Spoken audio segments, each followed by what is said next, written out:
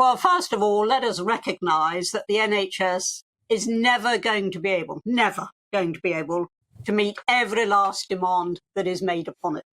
And there were serious flaws in Bevan's vision for the NHS, which were perfectly understandable at the time, perfectly so, but which haven't stood the test of time. He thought, for example, that because we all got healthier as a result of having the health service, demand would decline. He never foresaw the explosion of medical and surgical science, which began in the 60s and just kept going exponentially.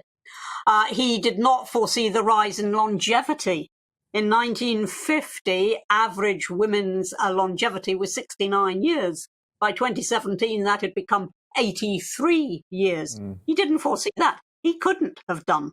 And then he thought that national insurance, or as it was called then, the stamp, was going to make consistently a big contribution towards the health service. And of course, now 80% of it comes from taxation.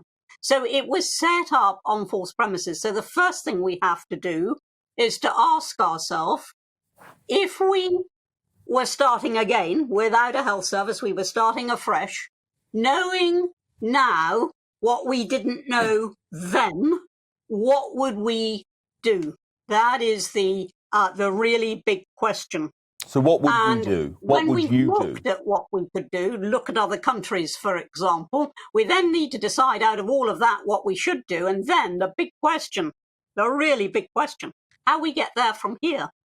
But at the root, the problem is that we've confused, for decades now we've confused, Bevan's vision with the vehicle he chose to deliver the vision. His vision, which we all surely still hold, is that nobody should ever be denied health in this country because they're too poor to afford it.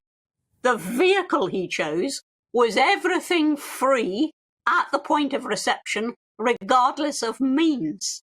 That vehicle now needs looking at. And I think that those of us who can afford to pay should pay. I think it's a moral obligation. And yet everybody seems to think that this is set in tablets of stone, that it must all be free at the point of reception. Actually, there's no longer a case for that. The private sector rations by price, the public sector rations by queue. And I'm completely with you. And what this means is having some very difficult conversations about sacred cows.